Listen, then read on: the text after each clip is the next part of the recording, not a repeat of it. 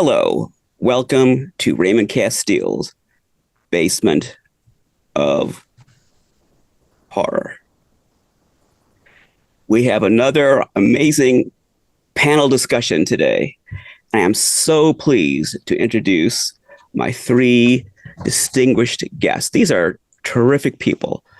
Get a load of this. How did I get these people? I don't know, but our first one, Lyle Blackburn. He's a prolific author, researcher, musician, podcaster, lecturer, and television personality. He produces and hosts the podcast MonstroBizarro. He's appeared on numerous television shows and documentaries, including Finding Bigfoot, The Unexplained, The Last Drive-In with Joe Bob Briggs, and the Small Town Monsters film series. Lyle is a frequent guest on radio shows such as Coast to Coast AM. He's the founder and leader of the rock band Ghoul Town, which has released 11 albums and earned a worldwide following. His books include The Beast of Boggy Creek, Lizard Man, the true story of the Bishopville Monster, my favorite, Momo, The Strange Case of the Missouri Monster, and Texas Bigfoot, History, Legends, and Modern Encounters in the Lone Star State, and many more. He's an enthusiastic collector of monster toys and memorabilia, and you can watch his podcast and his other videos on his YouTube channel, MonstroBizarro. Welcome, Lyle Blackburn. My next guest is Rudy Munis. Yes, there he goes. Yeah, you got it. Rudy Munis is a world traveler, car enthusiast, and horror memorabilia collector. He's been profiled on the MeTV television program Collector's Call, and he will appear as a guest appraiser in future episodes. He appeared as a guest expert on the television special Svengoolie Uncrypted. Rudy runs the Crimson Ghost Mask Room on Facebook, and he has one of the best collections of vintage latex horror masks in the world. He also has world-class collections of monster toys, monster movie posters, and arcade games. Rudy collects and restores classic automobiles. He has toured car shows around the country with his 1971 Plymouth Hemi Cudas, styled after the one in the Phantasm film series. You can watch Rudy's adventures on the Rudy's World YouTube channel. Welcome, Rudy Munis. And I'm so pleased to welcome Justin Scard. Hello. Justin is an influencer, historian, travel writer, and vlogger who hosts the very popular Randomland series on YouTube, in which he traverses the world, visiting theme parks, historic sites, and roadside attractions. He's the author of the book Tales from Randomland. Justin is a Disney historian, a Tiki enthusiast, and a self-professed monster kid and horror collector. On his channel, Justin has interviewed Sarah Karloff, visited Universal Monsters filming locations, and investigated rare Frankenstein movie props. He created a 6-foot-tall Azrak Hanway International Frankenstein that he displayed at the Midsummer Scream Convention in Long Beach, California. You can find Justin and his Randomland series on the Justin Scard YouTube channel. Welcome, Justin Scard. Thank you. Thank you you made me very sound much. good. Thanks. I need Thanks to bring you everyone with for being me here. everywhere. I appreciate it. This is our third panel discussion, Basement of Horror episode. I'm very happy to have this wonderful panel. And as I do when I have a new guest on the show, I want to start by going over your origin stories. I think everyone here, you're all familiar with the term monster kid. Anyone not familiar with that? I think you all know that. Oh, yeah. So I think we're all monster kids here. Lyle, tell me your monster kid origin story. What made you love monsters and horror? Well, I certainly do consider myself a monster kid, no matter what, era you put that in. For me, I think I was born in a pretty good sweet spot because I was born in 1966. So I grew up, I was there in the late 60s and on into the 70s and the early 80s, which a lot of the classic monster toys come from, a good bulk of them. And So as far back as I can remember, I just loved monster movies and horror things. The first thing I can remember is Dark Shadows on television.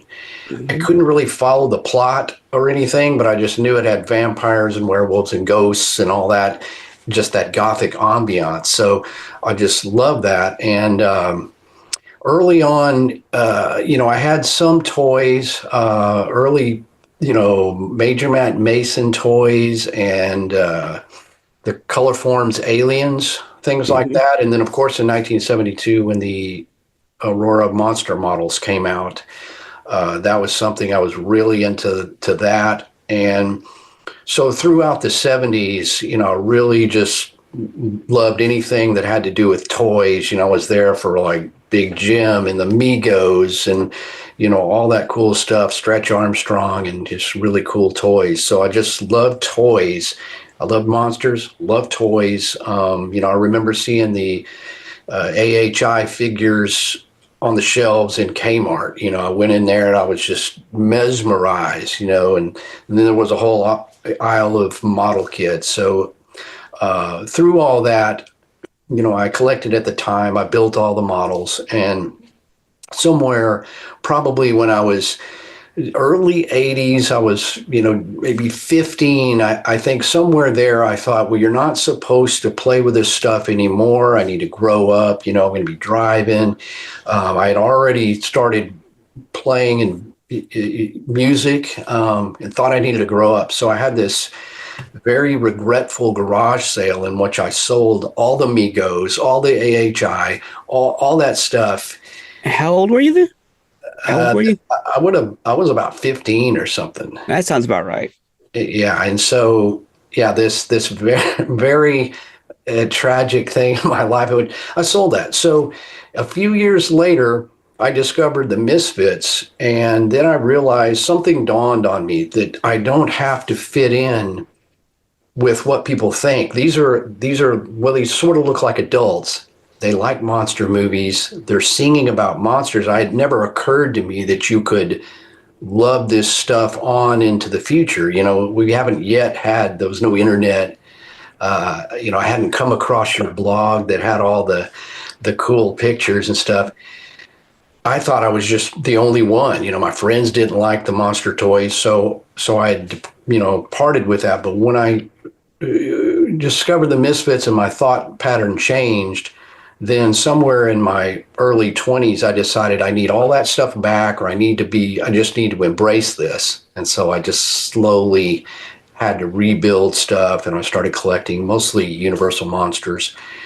And then from then on, so I've just been totally accepting of Monster Kid, and of course now it's kind of cool. I mean, we're connected now. I run across all you guys, and I saw your blog, and so hey, I'm a Monster Kid for life. I love it, and I will announce that to whomever and gladly show them my collection if they want to see. Fantastic. Well, Rudy, you're a monster kid. So how did that Oh yeah, happen? it started at a very young age. I tried to think about this for many years, like what started all of this. Halloween was a huge part of it, of course, but my earliest memories would go back to like the Weebles haunted house, which was probably 1974. I was only 2 years old, and just seeing like the imagery of ghosts and little things, it really captured me at a young age. And growing up, I started getting into it because of things in different directions. Like if it wasn't stuff on television, like Svengoolie or watching, horror movies with my dad, I'd have an uncle that was giving me stacks of Famous Monsters magazines at Christmas time. He had opened a big box under the Christmas tree. It was full of vintage, monster magazines. So it was a big combination of things that kind of started molding me into a monster kid at a, real young age. And then I went on a road trip around 1980, and we were going to Kentucky Lake, and my mother jumps in the front seat of our station wagon, turns around, hands my brother a little game book. He's 5 years younger than me, and then hands me a copy of a magazine called Fangoria, which I'd never seen in my life until that moment. And that changed it all. That magazine just really hit me in a special way, and I just dove deep into that for many years, and everything really took off from there. Fantastic. Yeah. Well, Justin, tell us, how did you get into monsters and horror? It was a much longer evolution for me. I feel like I didn't become a monster kid till I was a man, because it started, nobody when I was a kid was into monsters around me at all, except for my dad was really into the Legend of Boggy Creek. So if we traveled anywhere, it was Bigfoot everywhere. And then I grew up right next to Disneyland, so the Haunted Mansion, obviously like a big thing. And then Star Wars and stuff like that. And then and of course we grew up with Ninja Turtles and Ghostbusters and things like that. But nobody around me was into horror or monster movies. So two things I think happened. One, this is going to sound weird, but Batman, 1989 Batman, which now I realize is like a Hammer horror movie. So that was like my favorite movie of all time. Sort of put the darkness into my brain. And then I got into punk rock stuff, like Lyle was saying, like the Misfits and all this cool horror stuff. And I realized there's all these cool monsters and things that I don't know about. And I feel like it was this reverse process of digging deeper and deeper, and through even Tim Burton movies, discovering like the old Hammer horror movies, and then finding the old Universal monster movies. And then growing up next to Knott's Berry Farm and the original Halloween Haunt, that didn't hurt either. I was always into, whoa, monsters and creatures and things, whether Star Wars, Star Trek, or anything. And then finally getting to the roots and discovering the monsters was like, not until I was an adult, like, famous monsters exist, and getting so excited. So it's like I grew up without being a monster kid and then realized one day, oh, this is what I should have been the whole time. Well, so everyone here has kind of touched on the collecting aspect, but let's go into a little more detail of how you went from just being an enthusiast of this stuff to actually buying toys or posters or memorabilia and started to amass this. When did you feel like that was a acceptable thing to do, to spend a bunch of money and take a bunch of space in your house and try to amass some kind of a collection? How did you slip into the collector mindset? Justin, you're grinning. How did you do that? I was just thinking, I started the same. You start with your toys as a kid and every cool monster creature toy. And I only liked, by the way, that Keaton Batman because he was so dark and kind of a monster. And I would amass these collections and Star Wars collections. And then when I was about 15, same thing. I got rid of all my toys. I thought, I'm moving on. And then I thought, no, you know what? Instead of getting rid of it all, I'll buy stuff in the package. That's cool, right? Being a collector. And I bought action figure news and toy. What was it? What was the name? The Lee's magazine. The Lee's Action Figure Digest was the magazine. Are you thinking of a toy shop? I'm thinking action figure news and toy collectibles. That was Tomarts. Okay. And I would get those magazines. So I started collecting those figures. Then I got married and we had to sell everything off. And I kept going back and repurchasing the same thing. So it was like every 5 years I'd purge, and then I'd end up buying the same stuff back for more money. And I realized at some point, this is never going to end. I might as well keep this stuff. Then the problem is the disease begins to spread sideways, especially since I discovered your channel. Now I'm finding all these cool monster collectibles that I really can't afford and going, oh, Azrak Hamway, So it's just become a disease. But I would say that you just learn to accept it at some point. You're like, well, I'm never going to stop buying this stuff, so I might as well keep it and build the collection because I can't purge permanently. Oh, yeah, I have trouble with that too. We'll get back to the Azrak Hamway in a second. Lyle, you touched on the collecting part of it, but let's go into a little more detail about how you went. Did you start collecting in the 80s or the 90s? Well, I mean, I think it probably wasn't until it was probably in the late 80s when I realized the error of my ways. And so the error of your ways? Well, of getting rid of what I had. Yeah. Because, as a kid, I think I just took it for granted. I was, you went to the grocery store and there's all the Aurora Mhm. square box models.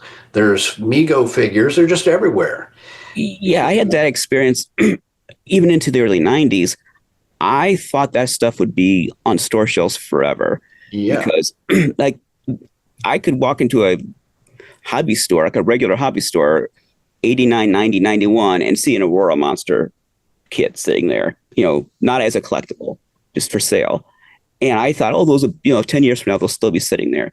So I was kind of foolish that I didn't amass as much of that as I should have at that time. So what was your experience? Like around that era, that's when you started to think about collecting. Yeah. Well, What I happened? realized that by sort of getting out of it, like I said, that mindset, no one had ever said, there was no examples like until the Misfits where there was like a cool way to be a monster kid on into, past being a kid. Cause I just associated with toys, but I realized that this stuff makes me happy. If I read, I had Famous Monsters magazines, Creepies, Eries. I loved horror comics.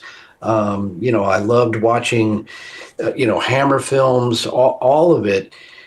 I love that so much in that sort of mindset that, well, I need to get rid of this. And then very quickly realized, wait a minute, that stuff makes me happy. I like it. And, start becoming an adult and you go, this is just what I do. The Misfits are cool. I started, my first bands were like kind of horror punk bands, a little bit of a copy, and I thought, well, this is my aesthetic, and I'm going to incorporate this into my life, which ironically turned into a career sort of as a monster hunter. Legend of Boggy Creek was a big deal, but there was no monster toys with it. So I never, wasn't sort of a collecting thing there. It was just. In the 70s, were you into some of the, well, like, I mean, there were this kind of stuff. Were you into Bigfoot toys in the 70s or how, well, we don't need to talk about your age, but in the 70s were you aware of like Bigfoot memorabilia? There was toys and game stuff, or was that a little, or did that kind of pass you by at that time? The only thing I can really think of is that $6 million man Bigfoot, and I had it. You've still got a kid, picture of me as a kid holding that thing as I got it for Christmas. So that was cool, but there was no. I mean, there was a GI Joe Yeti and stuff, but it was just hard to. There wasn't a thinking that there's cryptid collectibles, but Mm-hmm. my main thing was really just the Azrac Hemway and the Aurora models and all that. And mostly I was into just Universal Monsters very much. And so, but again, so once I sort of thought I needed to grow up and get rid of it, once, by the I don't know, late 80s or something, I realized, oh man, don't forget it. And so like you, if I went into a shop and I saw an Aurora model, I would buy it because I remember I tried to order something from Captain Company out of the back of Famous Monsters, something, and it just got a letter back with closed. I'm like, oh God, I've screwed up my life.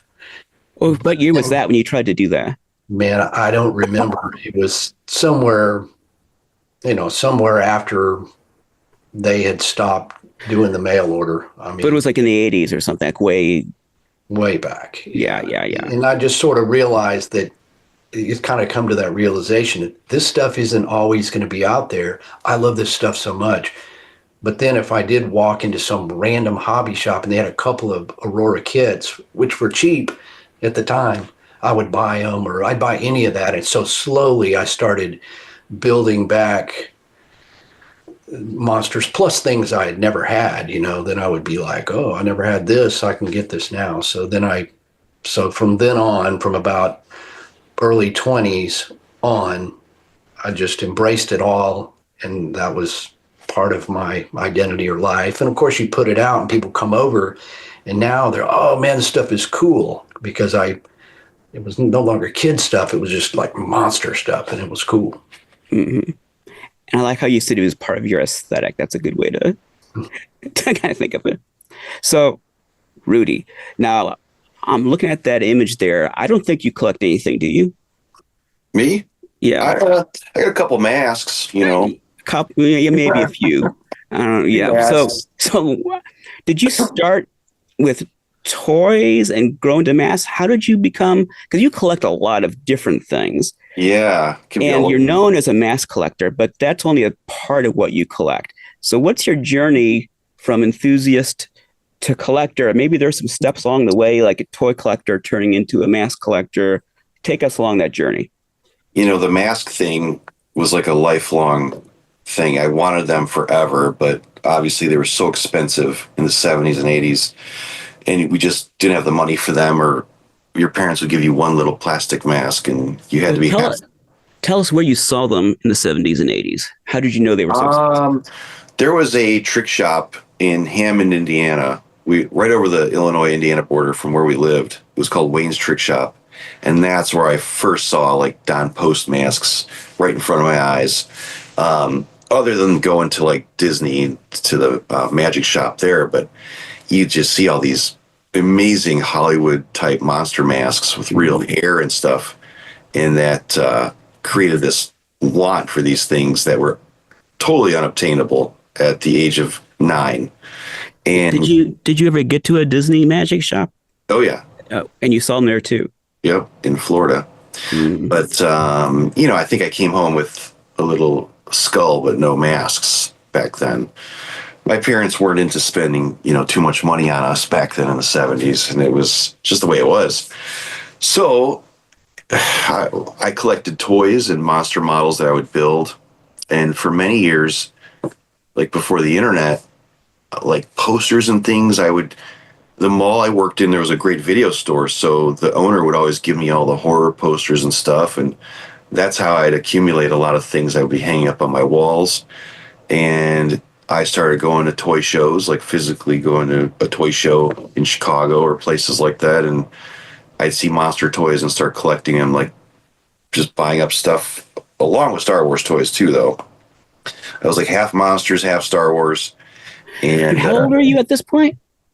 Oh gosh. Well, 16, or just roughly, we were like a teenager or a child? Teenager. As a child, I had monster toys. Yeah. That I'd get for Christmas and whatnot. But where my bedroom started transforming into a Monster Kid bedroom, I was age of 14, 15 that all started, where I started hanging cool stuff up. And because I was never into sports, I never collected football cards or baseball cards. Like that was totally something I had no. Yeah, I was not interested. Nothing. Yeah, I'm like, I don't even want to get into that, and it doesn't appeal to me whatsoever. Didn't watch sports at all.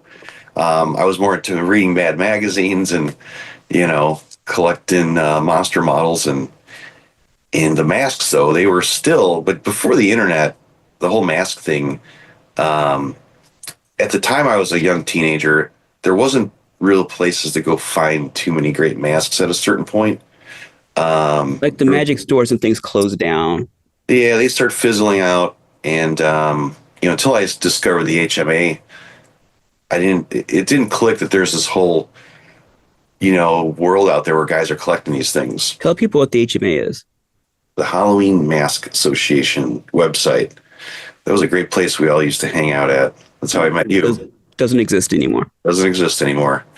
And that's where I go, holy cow, you can find those old masks that I, stare at on a Fangoria ad or a Famous Monsters ad. And, before that, I really didn't think there was places to find old vintage masks like that. It just didn't click for many years. It's kind of weird that didn't think about it for a long time. Even though I loved them my whole life. Until I got on that site. I had a few masks here and there from the past that I kept my whole life. But then when I realized, no, they're out there and there's ways to find them, that sort of changed everything. There was sort of an underground community of mask collectors, perhaps even more so than other like toy collecting. It was more like a cult of mask collectors. Totally. Wasn't it sort of West Coast based, more or less? It seemed very underground to me. It's so different than the way it is now. The hobby's changed, drastically, in my opinion. I'm sure we'll get into some of that tonight. Yeah, we'll get into that. Yeah. All right, so that's kind of how you slipped into it, and then one day you woke up and there were 200 masks behind you. I had a great Star Wars collection, and the more I started finding these great old masks that I just wanted so badly as a kid. I had the Star Wars toys for decades, and I just said, man, these masks are so important to me, just as Star Wars was too, but I just wanted more masks, and I sold off my entire Star Wars collection. Probably should have hung on to it. It's worth a fortune. I had a kind of I dare to say use that adjective, a vast non-monster toy collection that I sold off to buy my monster collection. Yeah, I decided that's what I want to do is collect monsters. So I sold off everything else and used that money to buy monsters. I did that to buy more masks. I'm very happy I did, but Star Wars stuff really took off. Well, so we know your areas of specialization as far as monsters, but talk about, just we'll go back to you. Is there a particular, either a character or a movie or something specific besides just monsters? Is there something you zoom in on, a particular area of interest within the monster genre? It could be a character or a movie or a type of toy or type of something. For me, well, currently now it would be the Hammer stuff because they're finally making Hammer stuff. But if you mean just over time, it's got to be Frankenstein. It's got to be Frankenstein's monster. Old Frankie. He's everything from way over here off to the side where you can't see. I've got everything from the Ghostbusters version of the Frankenstein toy to the Ninja Turtles to just some of the stuff that's out now or the Azrak Hamway. It's something about Frankenstein's monster just goes right to the heart, Why? I don't know. You know what? I was with a Disney Imagineer the other day who created like everything at Disneyland. His name is Tony Baxter. And even he had this Frankenstein, beautiful, huge Boris Karloff Frankenstein collectible. And he goes, and it's because he's the good guy in the movie. And I remember I was telling him this story that I had made my son when he was about 7. I made him watch Frankenstein with absolutely no commentary from me. And at the end, he goes, that was such a sad movie. This guy was misunderstood. And I think I noticed a lot of monster kids and a lot of collectors and kind of weird.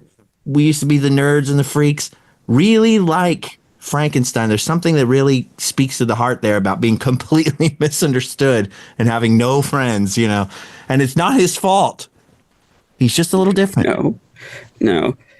And I think a lot of what I tend to hear is that, yeah, Frankenstein's a good one.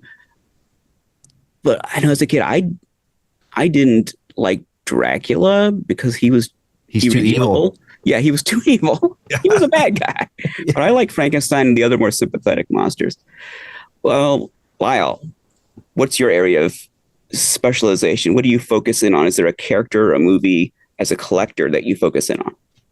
Well, for me in general, it's Universal Monsters. That's just always been something I've collected. And, at some point when there wasn't as much stuff to collect, I did start buying other stuff, Friday the 13th and Michael Myers and whatever. But over time, I've just kind of kept it at that. And of course, now there's more available. So, it's like at some point you were just buying stuff because it was anything to do with horror. But Universal Monsters, and within that, it is a very close call between which one of those is my favorite. But I think the creature from the Black Lagoon, to me, especially in a collectability sort of way, is my favorite. And I just always have loved any kind of a green monster. If it was some kind of green monster, if it was a swamp monster or whatever, that's been kind of special. And I think that relates a little bit to one of the first monster toys I ever had was the Colossus Rex from the Colorforms Outer Spacemen, which is a kind of a funny story unto itself on how I had forgotten what that was. But I remembered having this green monster and it was glorious and it was so big. My grandfather had bought it. And this had disappeared and, I got rid of it or something. And then later I was trying to think, what was it? I could not until I finally got one of those Tomart magazines or something. They had this Colorform's alien thing, and I'm like, there it is. It's called Colossus Rex. And so that was a green monster. And of course, in collectability terms, Creature from the Black Lagoon has so much more that you can buy. So my collection, as far as Universal Monsters, I have the most. It is a little bit of a cryptid. I love, of course, cryptids and real life monsters that kind of mix in there with movie monsters. So in a way, Creature from the Black Lagoon represents, that sort of outdoors. It could happen in real life. You could go in the back of the Amazon and maybe that thing is literally out there.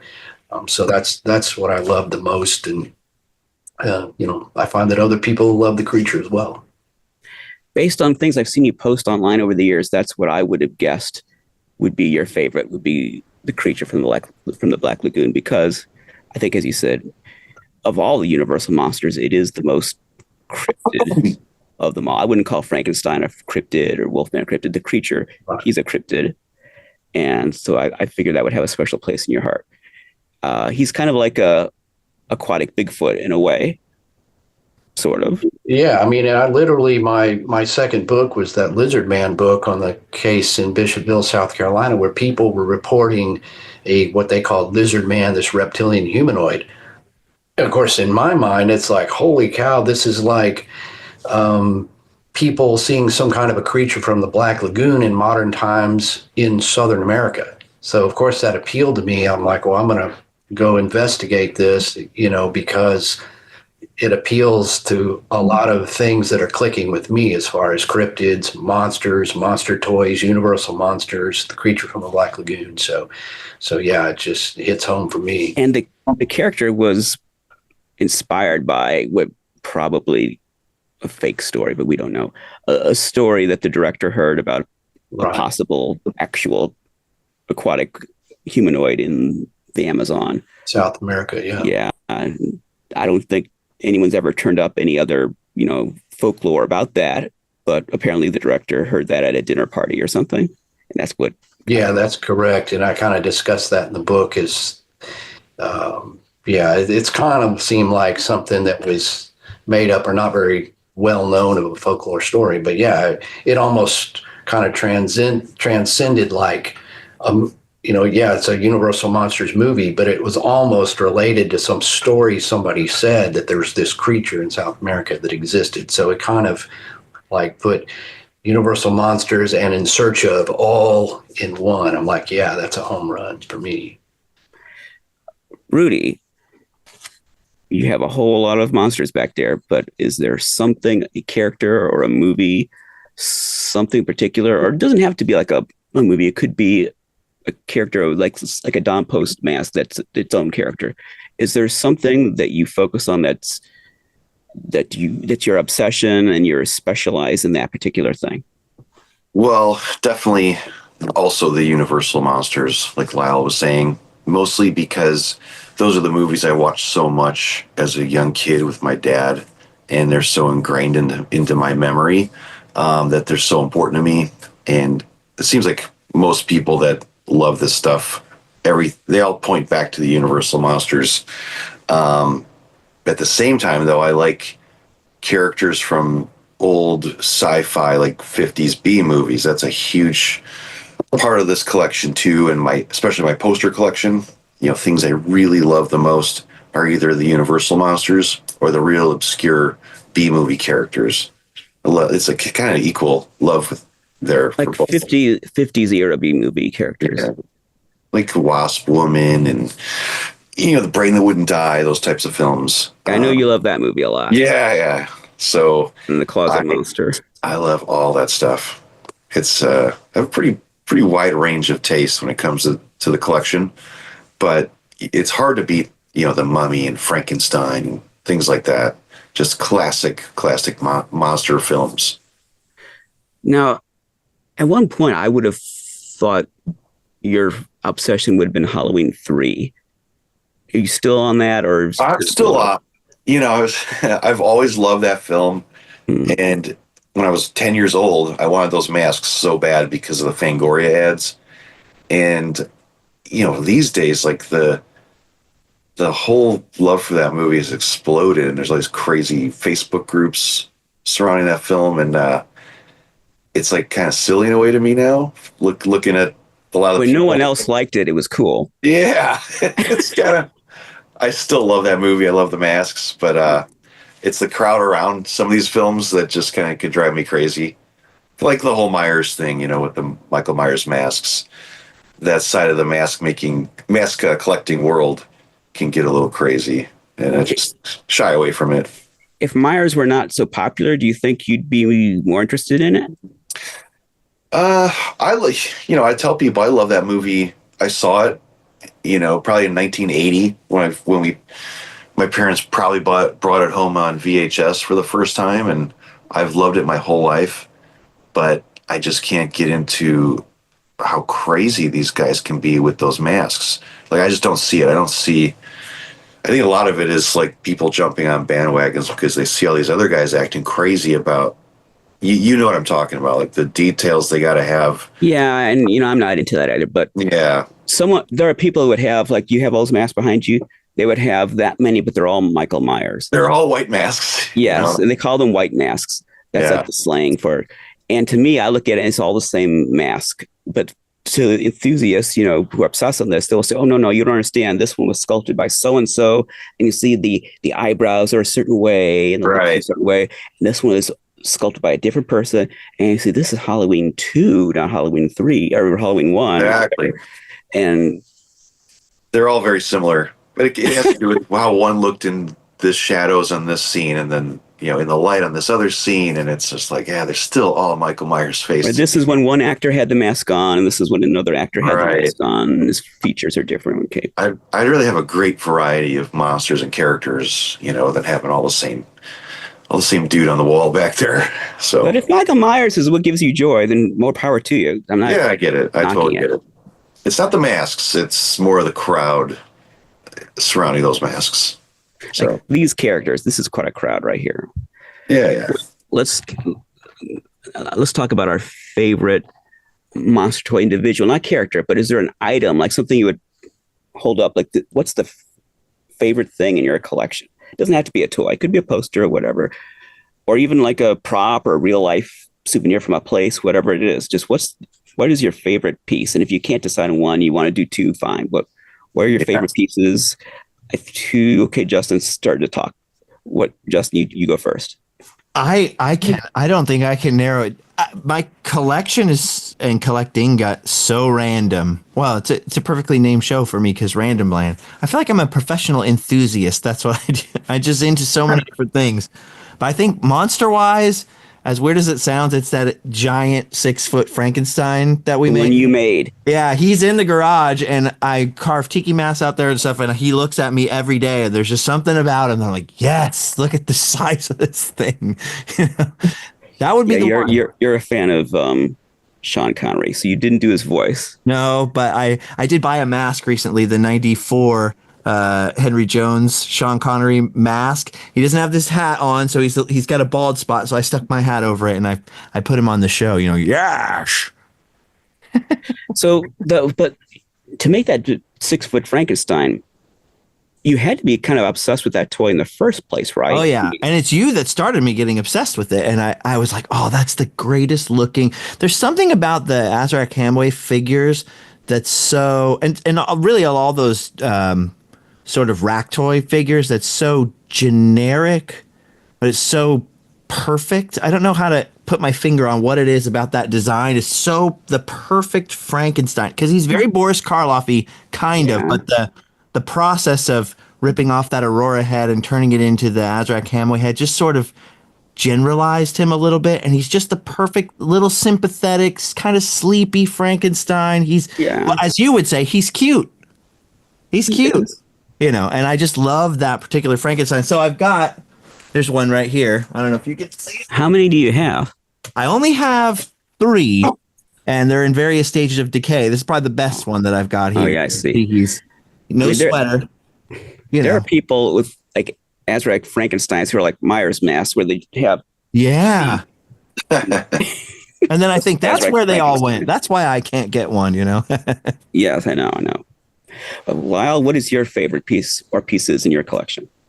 Yeah, it's there's maybe a top three. It is hard to kind of zero in, but I think for me, and I brought him here. I brought him with me today. Of course, there he is. He is the Colossus Rex from the Color Forms Outer Spacemen, and I think that's the reason he represents for me. It's like he represented. Like I said, I remember getting this big green monster as a kid, and as an adult, when I started, like, okay, gonna have to find that thing again. I didn't know what it was, but in my mind, he was like 2 feet tall, Yeah. And I think so. I'm looking for this big, huge figure. Finally, I realized it was what it was, and then I found one at like this toy store in Austin that had vintage toys. I see him, and of course, I buy him immediately, and he's in good shape. And he's like 8 inches tall. How long ago was that? That was, man, that was in Early the 90s? Yeah, it was about mid 90s sometime somewhere past that. Trying to think if I was started Ghoultown yet, but was in Austin for some reason, and I was looking, and like I'd come across what it was. So that to me, and it also to me is another reason it's a favorite is because there's not 50 billion versions of it. Like we were kind of talking. I mean, it's fun to get all the iterations and if you're into the nuances of all of it. For me, I'm just sort of like if I got one, that's cool. Unless I have all of them, and now I can start multiple. But until I have all the set, of like every Rimco in the box or whatever, I don't need 50 versions. But with him, there is only one, and that was what was made. And this came out in whatever 1969. No one knows what this is. There's no hubbub. There's like one guy now who's reproduced these. He's got all these fancy versions of those. But they made some little ones. They did make those little plastic ones, but there's a guy who's reproduced beautiful versions of these, and he has iterations in all colors. But aside from that, no one, it's just sort of off the radar. And so it represents to me like that one guy that was to a monster kid. He was big time. And yeah, so the color forms aliens, they've never, because they're so rare and expensive, they've never taken off in a big way with collectors where a lot of people have them because there's just not enough of them to go around. Yeah. And they're kind of obscure. People know, then they've heard of them, they kind of know what they are, but they're not available. So there's no chance for them to really build up a groundswell of popularity because there's just you can't get your hands on them. And so that's kind of worked against them becoming more, mainstream, which is kind of good if you don't want the thing that's special to you to become too popular. You kind of want it. Yeah, it's like Rudy with the mask. I'm kind of like that. I like the old movies with the obscure monsters, and those things have a lot of personality instead of this just sort of generic stuff. But and of course, I don't have an 8-foot Azrak Hemingway Frankenstein, but probably my second is it's on the card. Frankenstein, and that again represents when I went into Kmart and there they were, and I'm like, mouth dropping, like you can have action figures that are monsters. My mind is just flipping out because that was the first action figures on the shelf. I'm like, oh wow, there's monsters, not a superhero, a monster. And so that was special to me, just that clicking as a kid when you see those like key moments that you're a monster kid and you love this stuff and you're all consumed. So that, and the Bigfoot that you showed, the $6 million Bigfoot, I've got that. Love that too. Yeah, I have memories of seeing the Azrak toys at Kmart, and I don't know if it was Kresge or Kmart at the time. I think it seemed like it was Kmart when I was a kid, but that was a big deal to me, just see those on the peg hooks. And I remember particularly when the Creature came out, that was a big deal to see that toy. That amazed me. So it's seeing these things at the store really had a formative influence on me. Maybe that's part of why I like them on the cards, because even though I played with them, of course, just that experience of being in the store and seeing, and of course everything was, like you said, was like this big back then, and flipping through those, and that made an emotional impression on me seeing them at the store. Rudy, what is your favorite item or 2 or 3 items in your collection? First, I want to touch on the color forms aliens. I had the color forms in the 70s and had no idea that those were actual toys that existed before the color forms were out. So seeing the images of those toys, like they photographed them, it was just like so strange staring at them. Like, what are those? For people who don't know, you're talking, there's actual color form set, like the stick-on set. Yeah. That you're talking about. And then had the toys in the box. Maybe a box cover or something had a image of the actual figures. And when I saw those for the first time, I would just stare at that image like, what are those? Not realizing they were real toys at one point before my time.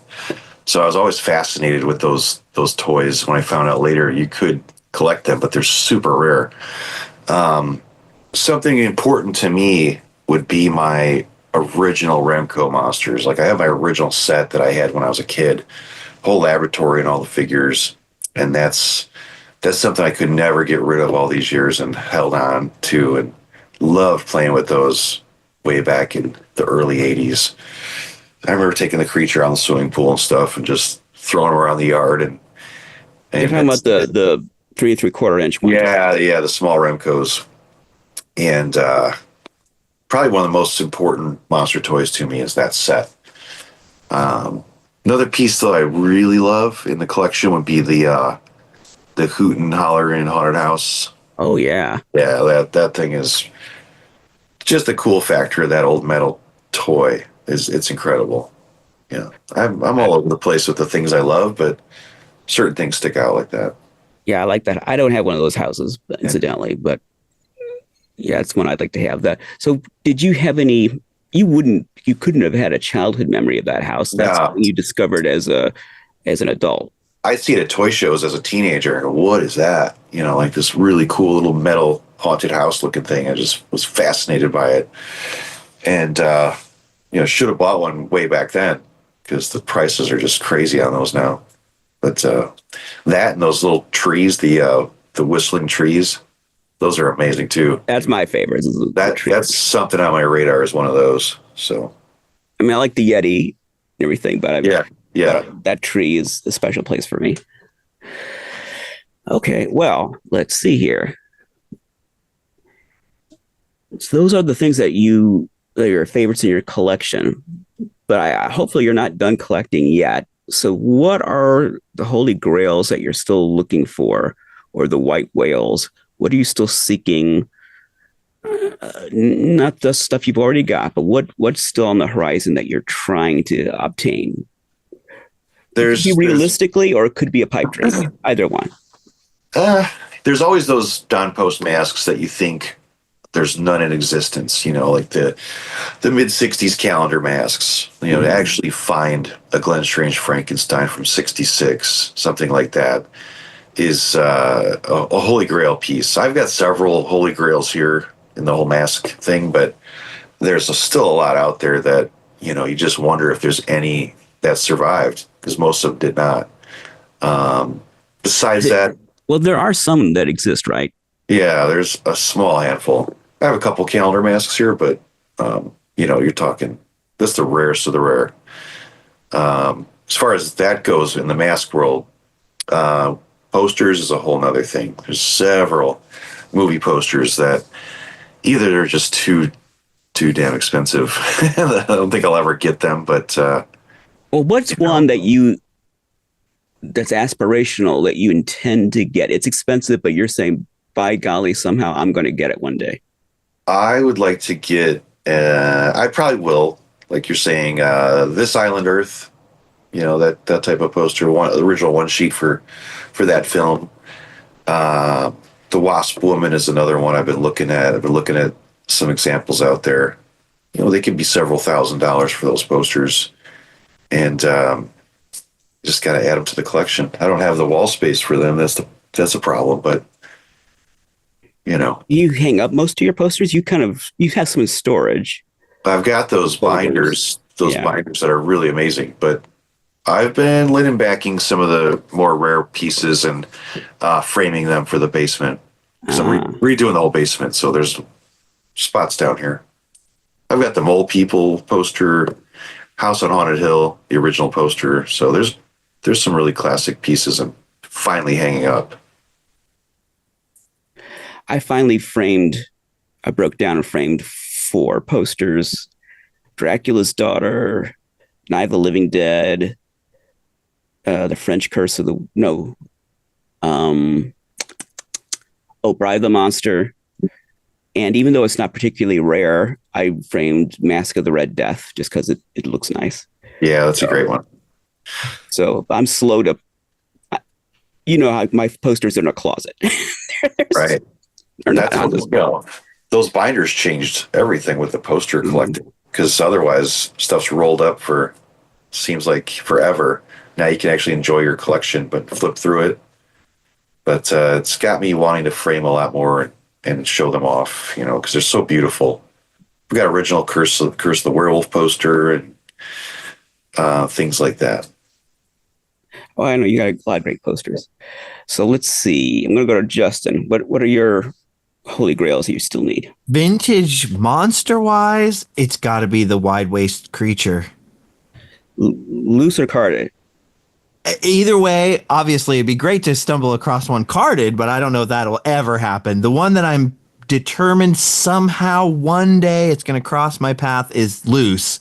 Probably that's the way I picture it, because I'd love to scan it too and blow it up and put it out there with Frankenstein and do like a huge man-sized version. Yeah, look at that thing. That's my childhood one. It's glorious. That's my little childhood buddy. Is that the one you left in a taxi? Yes. Oh, see, that's a great story. But other than monster stuff, for me, which I always get in fights and argue that Tim Burton's Batman was a monster movie, but is the VHS sort of end cap display. It's a cardboard thing that held the VHS tapes, and everybody's got the life-size sort of Michael Keaton Batman that clips on the edge of it, but finding the actual VHS thing where it's had the Batman logo on, it was the thing that actually held the VHS tapes. For whatever reason, that's been something I searched for 25, 26 years, and I've never found it.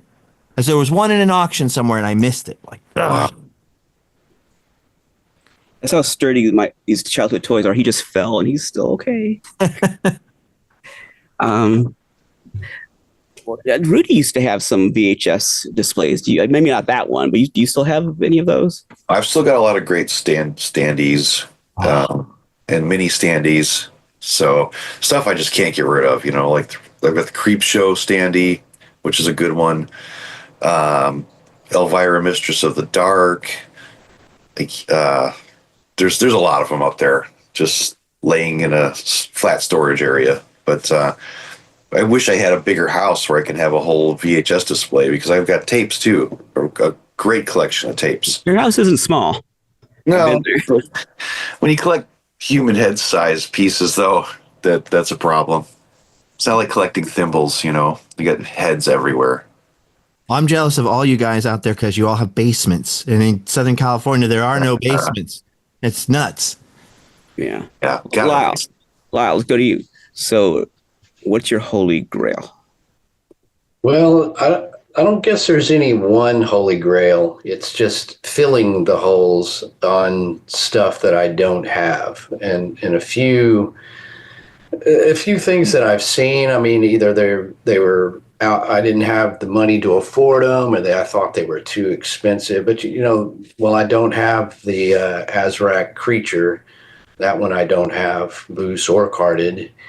And I'm missing a few of those on card. I'd like to have the whole set, I'm missing a few random pieces like a Remco 8-inch in the Wolfman in the box. And so I really need to complete those series, because I just redid my whole monster room, and I used to have one shelf for Dracula, one shelf for Frankenstein or whatever, but this time I redid it where I kind of grouped the set stuff together, and that really showed me the holes on what I've been lackadaisical about getting. on some of those pieces where it's like I've got all of them except for one.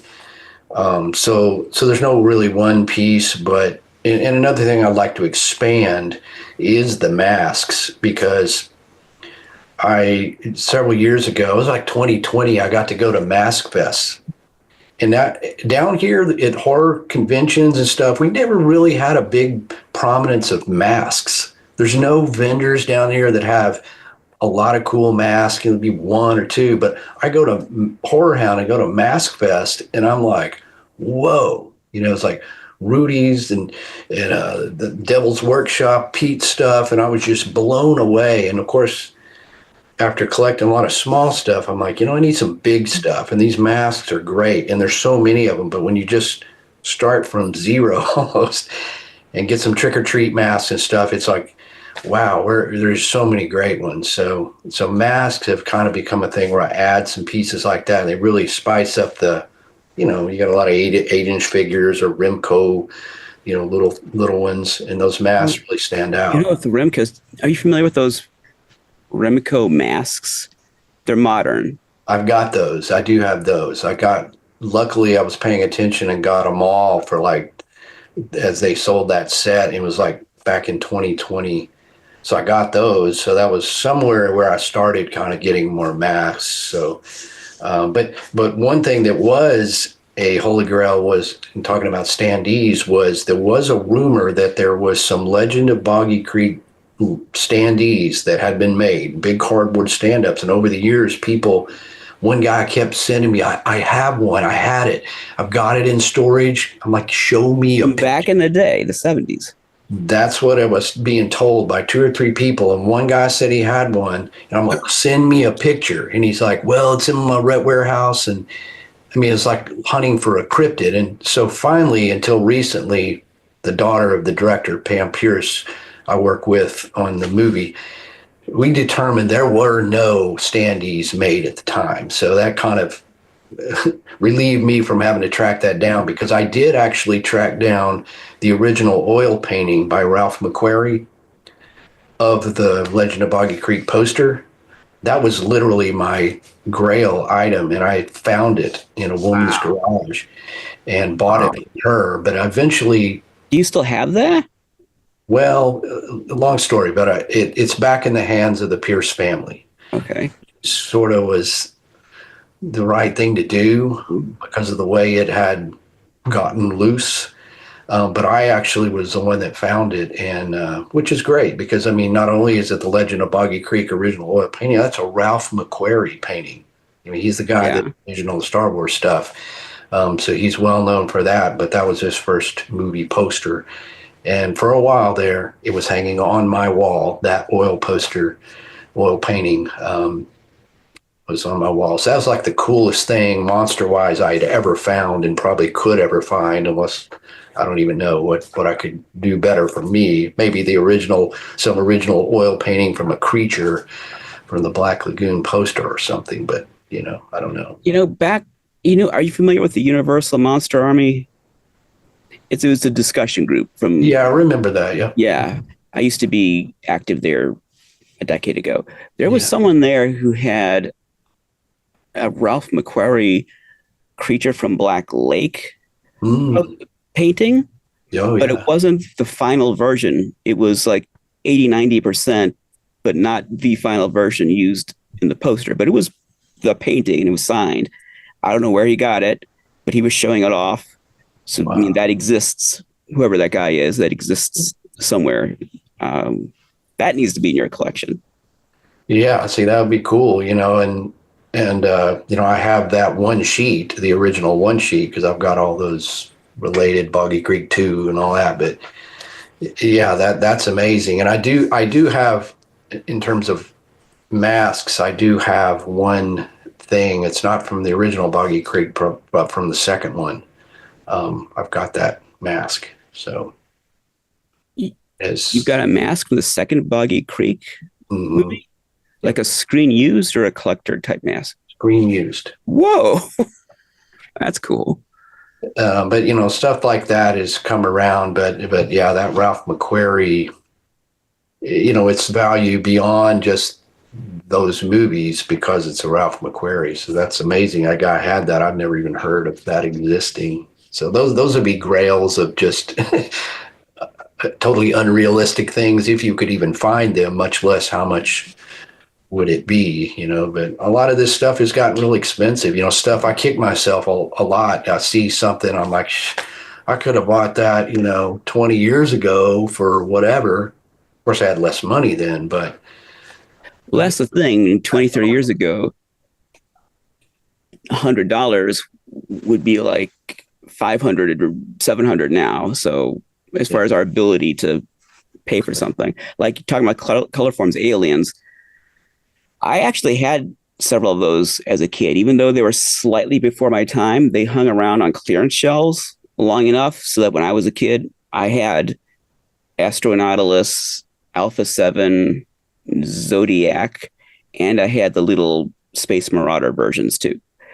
And I would tease on Astronautilus, like chew on his head, and so that's a formative memory of nibbling on Astronautilus. I liked the round heads because I was little. I'm just thinking I must have been a couple of years old. I don't know, but they're some of my earliest toy memories. But I remember in the 90s thinking, I'm going to collect those because of that childhood memory. And at that time, you could buy a carded set. There were a few carded sets that had gotten out into the collector world for like $1,000. But $1,000 back then might as well have been $20,000. I couldn't do it.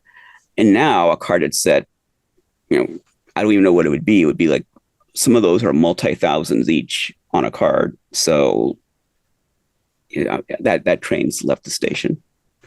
But things have changed. That's a good segue into the next topic about the collecting hobby. But you guys can interact with this if you want about how has the collecting hobby changed since you started? How is it different now than when it was, when you started collecting? So who wants to go first?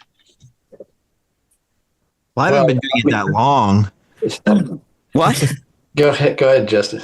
I was going to say, I haven't been doing that long because I started probably in the late 90s. But even then, before everybody was really using eBay all the time.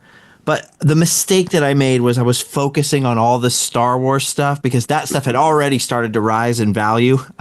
And I'm buying all this Star Wars stuff and I'm trying to keep up with all the new Star Wars stuff that's coming out. When the prequels were coming out, they'll be worth millions.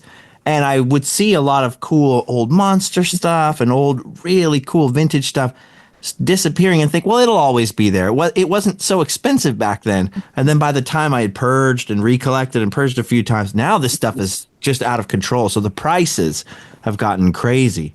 And that's the number one thing I think that's changed over the last 20 years. It's like I can't even get, your Sun Gold monsters anymore. Even stuff from the 90s that was in bargain bins is just gone. Or the Imperial monsters they're easy to find, but they're hard to find in the package or for a decent, what I think of as being a decent price. That's the hard part. Yeah, I remember the Sun Gold monsters being like retail price. I mean, $5, $10 or $15. Yeah, and same with the Imperials, but I guess they're up on a card. What are they, like $100 now? Yeah, they're expensive. Well, I think that's expensive. Yeah, I've got all those on card, the Imperials, but I don't know. They seem to be not like Remco's. People just go crazy over. There's like certain stuff. Everybody's trying to collect it, and then I'm like, yeah, but there's this whole other series, and then I never hear anybody talk about some of it. But well, like for instance, what's a series that are gonna, not that we want to draw people to it, but what's an unsung?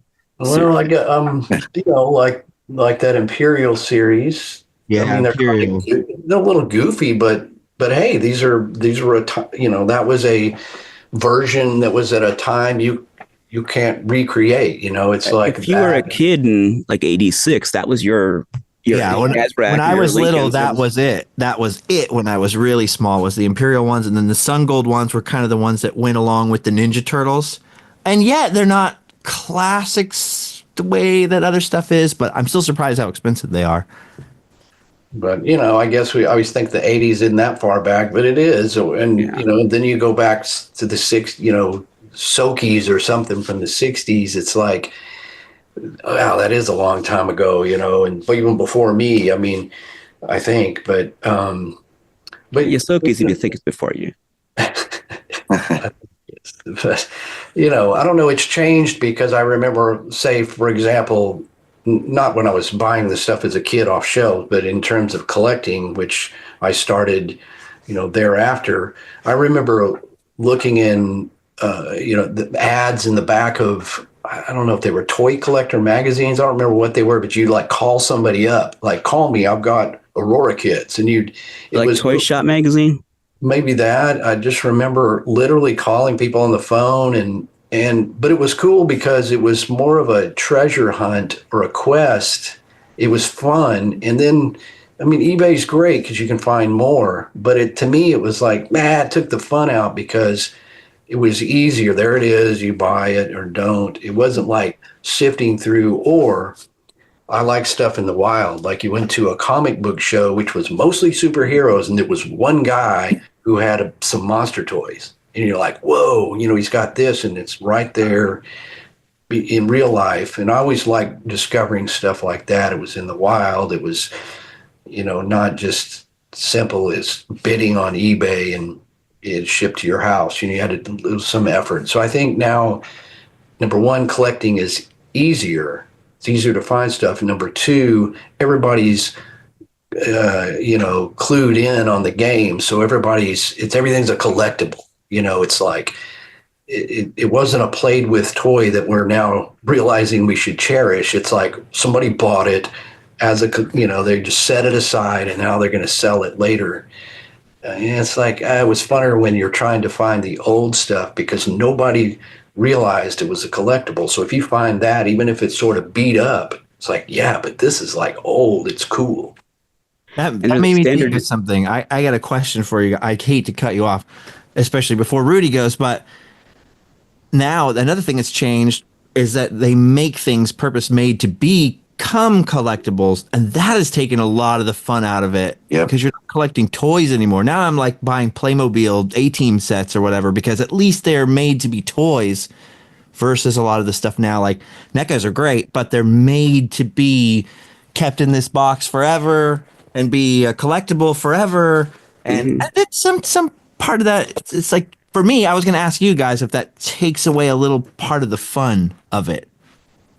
Yeah. I don't think collecting new toys is fun. That was kind of our next question, but I feel like it's kind of almost an addiction, collecting new toys, almost like an obligation. Well, look at the new Ben Cooper figures, the little Halloween mask kids, the trick-or-treaters.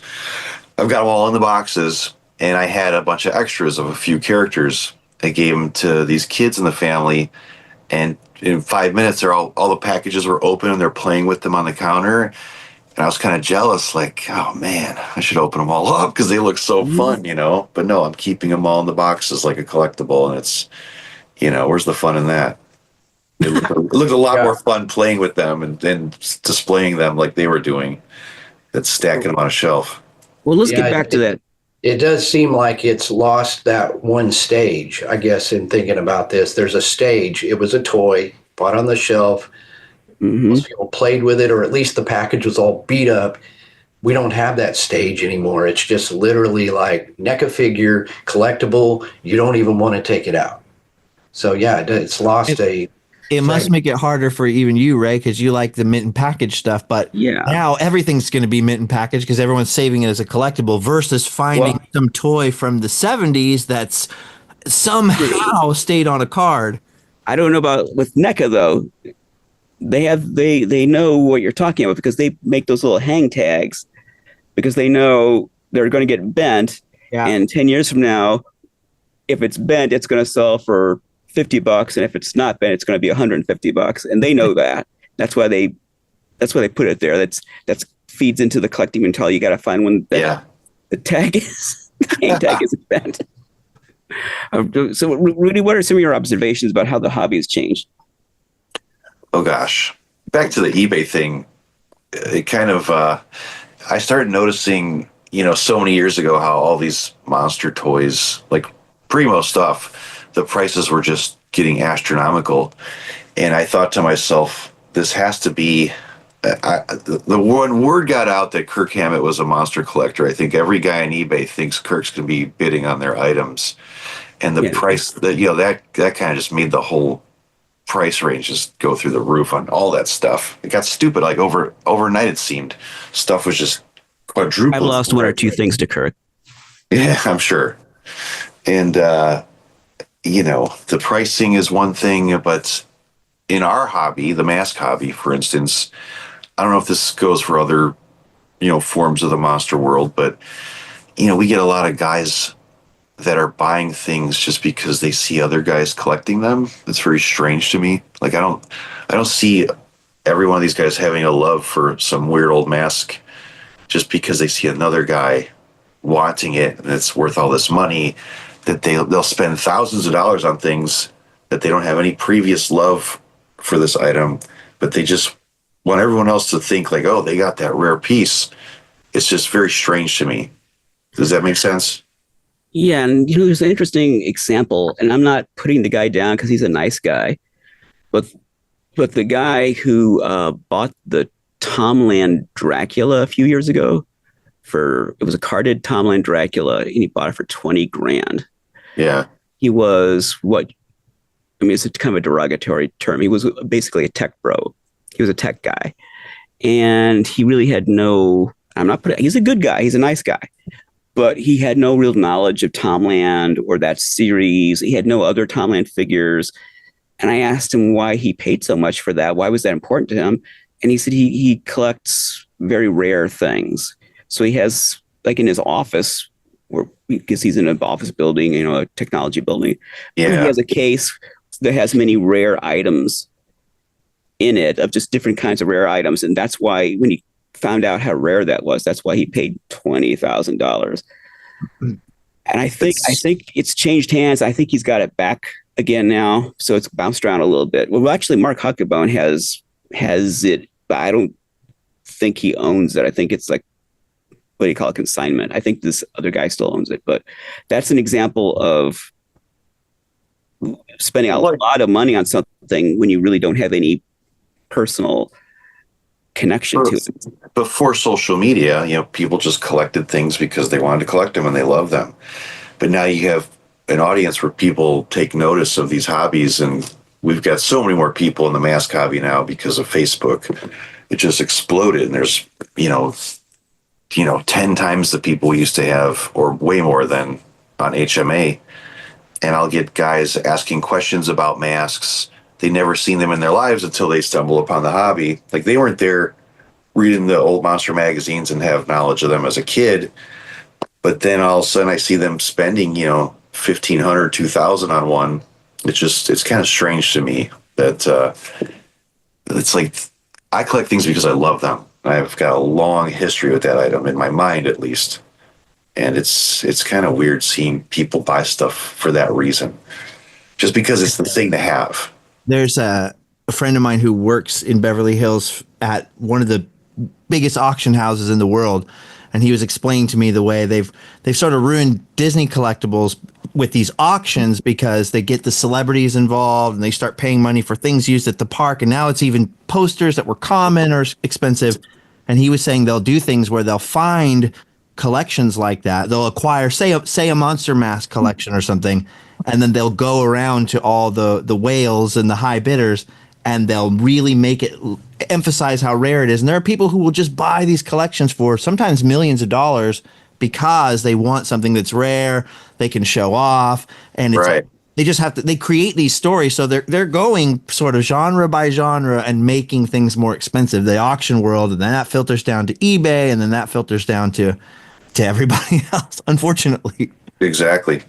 I think, where, like Rudy's saying, like, I buy stuff first because I love the movies. Like there was the movie, and now I want that in 3D in my house, or the poster or whatever, because I love the movie. And also because I like toys and I like monster toys, but it's coming from a love from that, not because I don't buy any of this because I think it's going to go up in value. Not once do I think, oh, I better buy that because I'm going to resell it. It's just like I either want that because I love the movie, and that could be, the hideous sun demon or some real random, unique thing where nobody wants that. Hey, I Some like people want the sun demon. I like to do, but I mean, I guess you go to a horror convention and it's sort of like the top, Jason and Freddy and Yeah. Myers. Everybody's sort of on that. There's no like, a big mass of people into like hideous sun demon or Tomland figures. They just are much smaller niches. So to have somebody come in there and buy one just because he thinks it's expensive, then he bumps the price up. That creates, for the people who just buy it because they love it, it runs up the price. So it's harder to collect.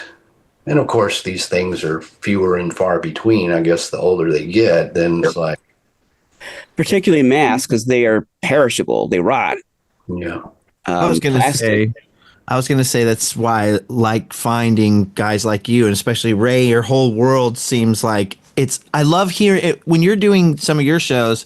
What I love hearing about is you have all these memories of, oh, I played with this, and my brother and we did this with these. I love hearing stories like that. Makes me interested in stuff because I like hearing the stories, or when people would see those old black and white monster movies on TV, and that's why they have that's why they created a product or sculpted something. That it's the story that makes it so exciting to me. Otherwise, it's just, you can have a really rare collection, but it's like the guy who's just buying luxury cars. Like, oh, neat, you got a nice Mercedes. It just doesn't mean anything without that story.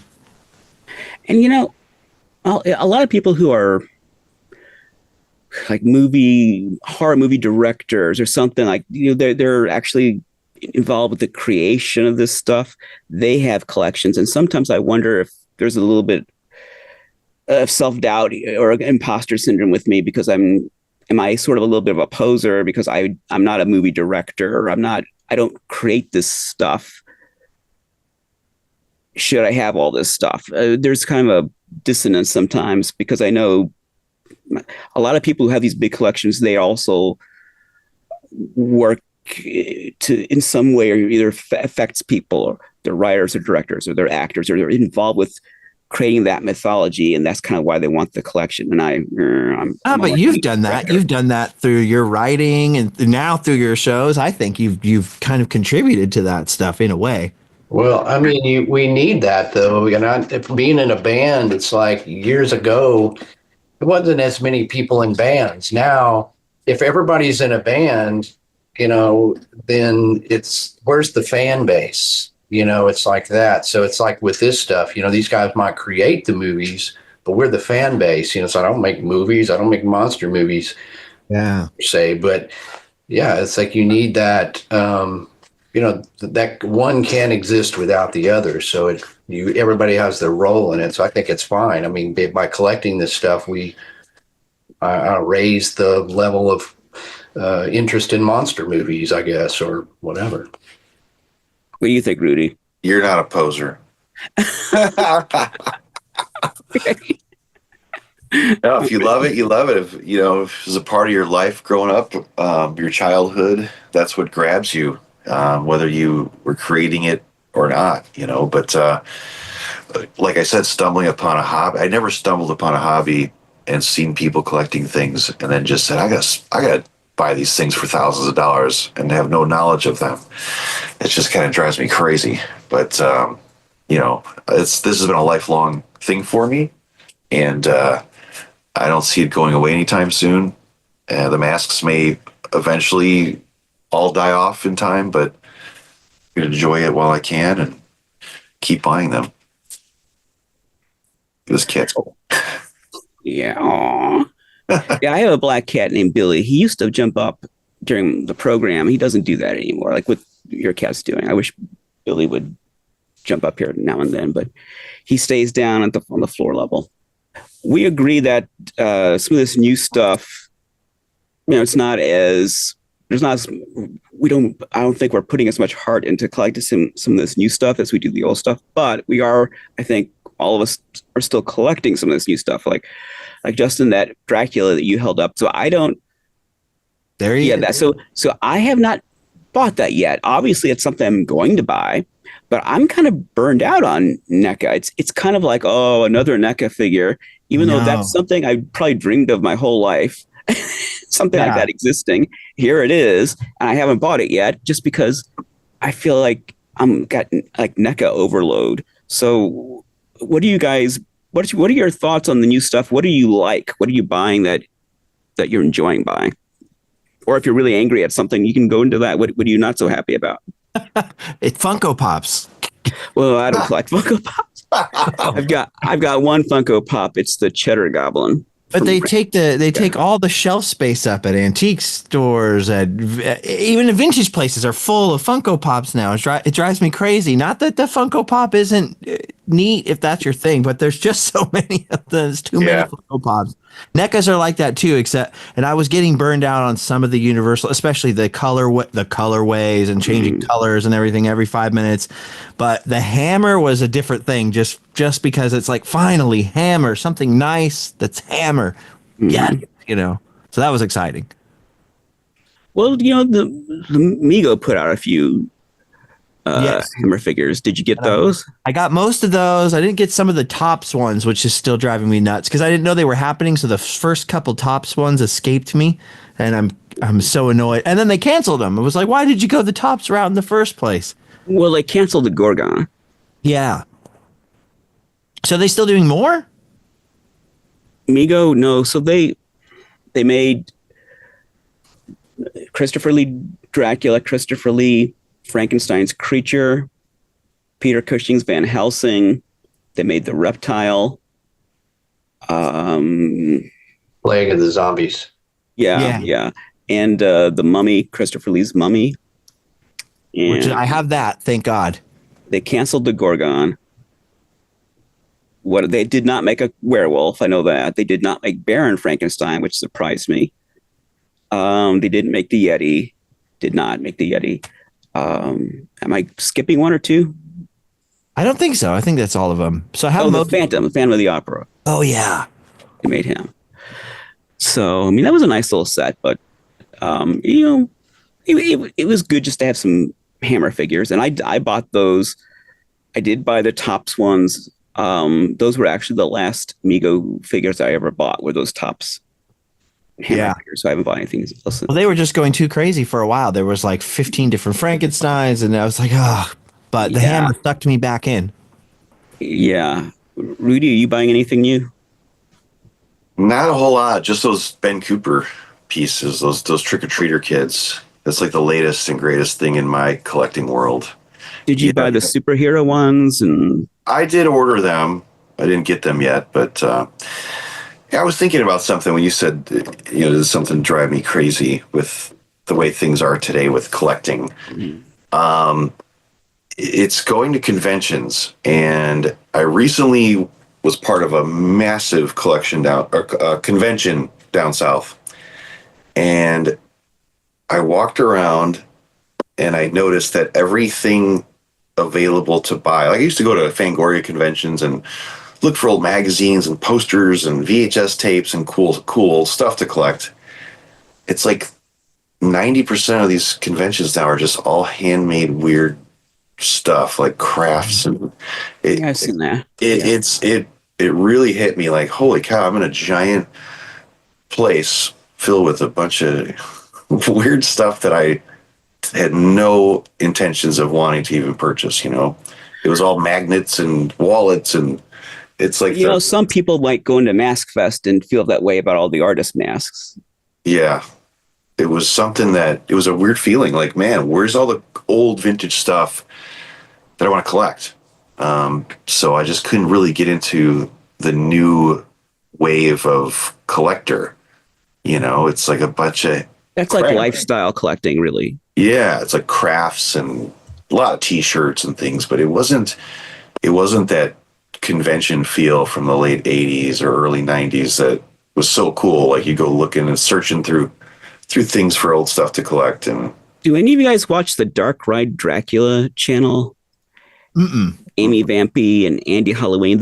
They were guests on my last 2 panel discussions. Well, check out that channel, because they go to flea markets and conventions and antique stores, and their format is more like first person. The cameras, they're whatever they're looking at, that's what the camera is focused on, and they're talking about, there's a Frankenstein or there's a costume or whatever. And it's interesting that they're in the Northeast, and if the antique stores and flea markets in the Midwest had the stuff that the ones in the Northeast have, I'd be there every weekend spending all my money. It's like night and day what you can find in the New England area versus in the middle of the country. I feel like that about the Midwest even versus Southern California. It drives me. And I have a booth in an antique store where we sell stuff, and it's so hard to find anything good here because there's a lot of people with money here, and a lot of people collect stuff. And there's just so many Funko Pops. Well, also the toy industry was very much East Coast based back in the day, particularly New York, New Jersey, and a lot of stuff didn't make it very far west.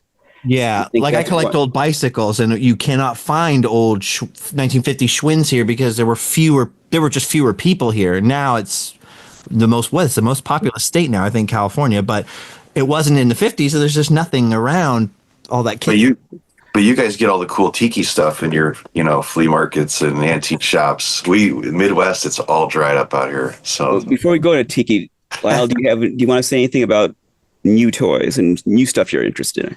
But yeah, I'm kind of with everybody. It's like I just buy things because I want to, and I'm not trying not to be influenced like NECA. It's like there's the color version, there's the black and white version. It's like I'm not going to buy all of that. Or pick one of those. Now that I did, of course, that Hammer, Christopher Lee, I was all over that. Just they pull this stuff. Yeah. Well, I do have that. I did get those because they're big and they look cool. But if they did multiple versions. But yeah, I've got those carded Rimco tributes, and I do have the color versions of the Universal Monsters. They're just so well done, and I took them out too because you can change the head, and I like King Kong too, so I've got all the King Kongs. I've got a bunch of King Kong stuff as well. So yeah, I bought those and a few of those Ben Cooper masked kids, but it's not one of those where I think I need to get every single one just because they put it out. It's like, the creature from the Black Lagoon one. I bought that carded one, the carded versions on Super 7, the Misfits. Oh, yeah. Because they have kind of the similar deal. But yeah, it kind of drives me crazy. It's just overload. NECA a little bit. NECA stuff is really good, but of course, Reaction Super 7, it's like, here's the same figure repainted 12 times with a different card.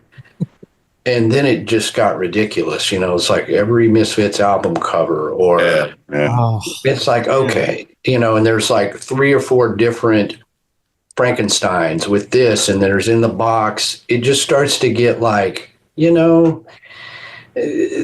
think outside the box a little, which I think they did with those masked trick-or-treater kids. Okay, well, that's different. But to put out, 12 versions of a Frankenstein in different plastic that's the same figure with a different package, it's like, not different. And they'll probably put out 12 more. They will. No end to that. And also, I don't like I think Super 7's particularly bad about this.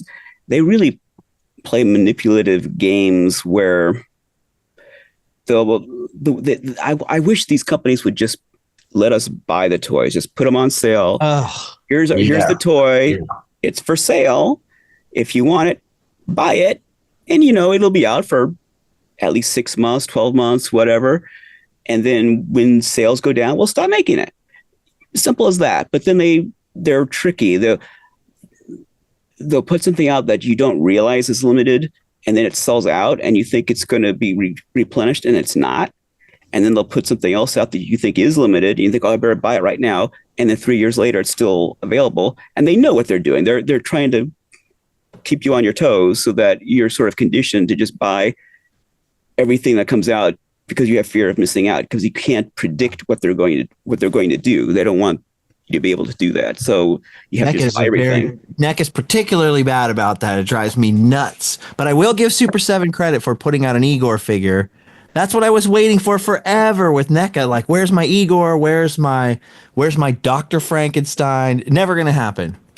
Well, I mean, they've got Ardith Bay they just announced, so yay. They might. Yeah, and they need to, they need to do a little bit of that where it get outside the box. It's like, the same Universal monsters like Ardith Bay. Okay, well, at least they're being creative and putting something a little different, which is fun, those things, because you don't have a billion of them. So I like when they get off the track a little bit. That's cool. I want Colin Clive. That's what I want. I want Igor and I want Colin Clive Frankenstein. This was my last Rudy, what oh, you got one of those. Yeah. How cool is that? That's cool. That's the rarer card too. Rudy, what were you going to say? I was just going to say how funny it was that, NECA made those amazing trick-or-treaters, and then Super 7 tried to jump on with their version, and it was just that kid with the orange circle on his face. That it was like a ridiculous. I don't know where the thought came up with. Well, Super 7 does have a line though of Halloween kids. It was a real strange. Just did not fit in very well with everything. I have to say, I'm just not paying attention to Super 7 these days. They burn me out. Like I said, I was getting burned out on NECA. I got burned out on Super 7. I'm just tuned out. He reminded me of Wilson, the volleyball, from Castaway. It was just like a circle on the kid's face. It was like, what the hell is that? And what is Super 7 doing with all these transparent creatures and cyborg creatures? Lyle, are you buying any of those creatures? No, just because of that same deal. It's like just too many versions of stuff. And, those, I don't think they're necessarily that cool. I like the creature because he's a green swamp monster. And if he's not green, it better be something super, interesting. But yeah, to make him translucent and do all, it's like, he doesn't even look like the creature anymore. So yeah, I don't pursue all that. And what about the tricycle? I'm not real big on bobbleheads or anything. I like the realistic full figure. I don't even really like busts that much unless they're just super cool. The masks are cool if it's just the head. It's like a Halloween mask, totally cool. Well, there's sort of an interactive quality with the mask. Even if you would never put it on, you could. It's the toy collector thing. You want to collect the toy. But a monster on a bicycle, no, that's not a monster. No. What if it were made in the 60s? I'm sorry, Aurora, and they're coming from the Aurora hot rods, a hot rod kind of deal with that hot rod culture. I'm not as much into that crossover, and I'm just like, I'm more about the good sculpting or likeness of the monster, not any kind of silliness with it. I'm not into that myself. Yeah, I hate to be stripped of my monster kid credentials, but I'm not a hot rod. I'm not like Ed Roth. I'm not into that. Yeah. I just had an episode where I talked a little bit about that because I was talking about the ugly stickers, jigglers, but those are monsters. They're kind of in that culture, but those are monsters. The Big Daddy Roth or Ed Roth, all the hot rod, crazy things with the cars, those never did anything for me. And the Aurora monsters, the Universal monsters and the hot rods. I mean, if they were have those. Yeah, if they were affordable, why not? If they were like $10 or $20, okay. But hundreds of dollars, I wouldn't. They don't mean enough to me. I want the actual Frankenstein and the creature and the I don't mind if it's ugly and silly. If it's a bootleg, like I've got Mexican trash bag cape. Well, I like Mexican stuff. Like that. That's awesome. But when they make it on purpose just to reuse molds and just look, it's green and orange. That's the problem with Mexican bootleg collecting, because they've caught on that us weirdos up here want that stuff. And now they're deliberately producing these things deliberately making him cheesy, almost like they're kind of playing a joke on all of us. And then it's weird the Super 7 is trying to do the same thing. Look, they're almost like Japanese bootlegs. Okay. Right. Who's coming out with the Micronauts? Is it NECA? All that I think it's Super 7. Super 7. I was wondering if they're planning on doing several or just those 2 figures. That's one thing I wish I collected from my childhood was vintage Micronauts. Because I had all the Micronauts when I was a kid. That was another thing that went out when I decided I needed fit in the mold of a society, and those as well. I should have lesson learned. Very pricey to collect. Yeah. Cool stuff. I had Micronauts as a kid. As an adult, I've never collected them. I just never prioritized them. I'd love to have the monsters, the aliens like Membros and Repto or whatever they're called, Antron. I'd love to have those with is it Ken Kelly that did the artwork and those cards. They're not like Time Traveler. They're the creatures from the Micronauts collection. So if I were going to collect Micronauts, that's what I would collect. The Super 7 stuff, I mean, I've seen a couple of videos. I know they're making them, but I'm not really paying attention to it. They're not real Micronauts, so I don't know. I think they made like a Baron Karza that's little, when Baron Karza is supposed to be bigger than the rest of them. Yeah, from what I remember, he was larger. Yeah, he was like 8 inches or 7, 8 inches, but they're making him the same size, as like 3 3/4 inches as the rest. And so no, I'm not going to be buying those. Okay. Anything else we want to say about new toys? They're not toys. That's the hard part for me. Not toys. I collect toys. I mean, that's I don't know how to put this, but and Rudy, it's kind of like what you were saying about the craft stuff. I like factory made, mass produced toys. I like that it was made in Hong Kong under sweatshop conditions 50 years ago, and there was an assembly line, and there were steel injection molds, and people with paint guns going psh, psh, psh, and all that. I like that, and they were in stores, like actual regular stores, and that any kid could just come off the street and go down the aisle and look and discover, like we discovered the Azrac toy and everything, and go home and actually play with this stuff. All of that is part of why I collect. So when it's if it's handmade, then that loses a lot of that. And if it's made for adults and it's never intended to be in the hands of children, that loses it. That's pretty much everything, whether it's Mego or NECA or Super 7 or whoever, like caustic plastic. I know there's some people in the hobby are really into that caustic plastic, $200-$300 Nosferatu or Dracula, whatever. They look amazing. They're great. I'm not buying them. I mean, they're so far, because I would, not that I'm rolling in dough, but I would pay $300 for a little rubber jiggler, maybe under the right circumstances, but I won't pay that for this super detailed Nosferatu. I like Nosferatu, and if it was $50, $75, maybe. My daughter collects Nightmare Before Christmas, and I'm always buying her these amazing things coming out, but there's just boxes stacking up on top of boxes. They're all unopened, and I'm like looking at her stuff, like, where's the fun? Yeah, space is a problem. Yeah, it's not that fun, because I'm like, should she open it or no? And I'm like, and she has that mindset, thinking like, oh, I better keep them all in the boxes. I'm like, I don't know, maybe you should just play with the damn things. Well, that's another thing I hate about NECA is this. You don't like the box? How am I supposed to display unlike cards? Oh, yeah. So I have a whole wall over here, the slapback wall, where I put the carded figures up like a toy store, because that's every kid's dream, right? Your own toy store. I can't do that with the NECA figure, so that's why I pop them out.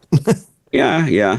I have a love-hate relationship with the NECA figures, because on the one hand, at least I appreciate that the art does look good. Yeah. I feel like that's a dying art, like toy package art. I see more and more supposedly professional, mainstream, mass-marketed toys that have art that looks like it's like a custom toy or something. Or a knockoff toy. it feels like they're devaluing some, not everyone, but some companies are devaluing the art. Super 7 actually is the opposite. They seem to put a lot of money and effort into the art Yeah, the more than painting. the actual toy. It's like the reverse. I love the Super 7 artwork. I think it's Ed Ripka that does a lot of that. And that's beautiful. I wish every toy company, I feel like the package is as important as the toy. The package is part of the toy. Yeah, and that's one reason for me, that Mego line, I thought their packaging was just terrible. Like, it was inconsistent. Like those Hammer figures, they were not only inconsistent, some of them were just like, dude, this needs a cool, like Ed Repka kind of. I just think they dropped the ball with that. It's not that hard. Some of it was pixelated. Some of it was just stripes. Just stripes. It was like, Yeah, so like the replica, for just talking about the Hammer, we could talk about broader, but we were talking about Hammer, the reptile with that kind of like the Everglades or something. I don't know. It was like what was that? Yeah, terrible. Like look at all look at the decline of like the illustration work in like the 90s and early 2000s. If you were going to Toys R Us still, and you see like a creepy crawlers type of set, and and the artwork now looks like something off of Nickelodeon. You know, like where's the spooky paintings and the graveyards? And it was just all these day glow colors, and that whole decline was depressing. Seeing everything coming out in the monster toy world looking like that for a long time. So I want to see brush strokes. Yeah, I want to see a human hand. I don't want it all digital. Or in the 90s, at the knockoffs in the 90s, it was all airbrushed, like the side of a van or something. Yeah. Yeah, and they kind of, remember they did that version of the Universal Monsters that was sort of that, it was like cartoony looking. Yeah, kind of abstract. Like they didn't have a lot of detail. It was like, I think I know what you're talking, like the Just Toys Bendums, where it was like, I can't even describe it. It was just, who is this marketed towards? Kids aren't gonna. That's what I wonder about the Toonie Terrors things. Like, who is that for? You know what I'm talking about? Yep. I don't know about cute, but yeah, I don't know.